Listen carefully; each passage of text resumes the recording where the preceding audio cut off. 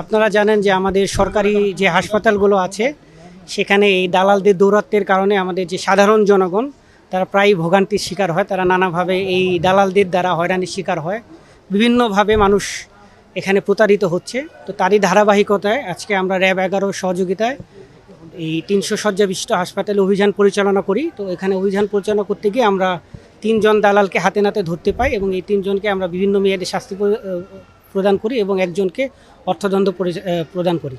এবং আমাদের এই অভিযান সবসময় অব্যাহত থাকবে যেন এখানে মানুষ যেন সুস্থভাবে সেবা পেতে পারে। এই জন্য আমাদের এই ধরনের অভিযান সবসময় অব্যাহত থাকবে। এখানে আমার সাথে র্যাব 11 প্রতিনিধি রয়েছেন এবং 300 শয্যা বিশিষ্ট হাসপাতালের প্রতিনিধি রয়েছে। আমরা এই খানপুর হসপিটালে দালালদের বিরুদ্ধে অভিযান পরিচালনা করি, কারণ এখানে আমরা বিভিন্ন সময় বিভিন্ন যারা চিকিৎসা প্রার্থী আসে তারা বলে যে এখানে দালালরা তাদেরকে ফুসলাইয়া অন্যদিকে নিয়ে যায় এবং অনেক টাকা খরচ করে। এবং আমরা গত 2025 সালে ধরনের অপারেশন পরিচালনা করেছিলাম। আজকে আমরা আবার খানপুর হসপিটালে আমরা অপারেশন পরিচালনা করি জেলা প্রশাসনের সহযোগিতায়, এবং এখানে আমরা যাচাই বাছাই করে 2 জন দালালকে জেল এবং একজনকে জরিমানা করা হয়। এবং আমাদের এই কার্যক্রম চলমান থাকবে আগামী দিনে। আমরা চাই যে এখানে যেন সাধারণ মানুষ নির্বিঘ্নে এসে চিকিৎসা সেবা নিতে পারে।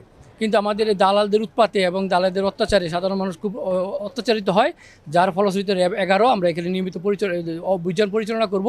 এবং এই র্যাব 11 এই অভিযান নিয়মিতভাবে আমরা আগামী দিনে পরিচালনা করব। আমরা চাই আপনাদের মাধ্যমে সবাইকে জানাতে যে এখানে দালালমুক্ত পরিবেশে যেন এই খানপুর 300 শয্যা হসপিটাল যেন পরিচালিত হয়, এতে করে সাধারণ জনগণ নির্বিঘ্ন চিকিৎসা সেবা পাবে।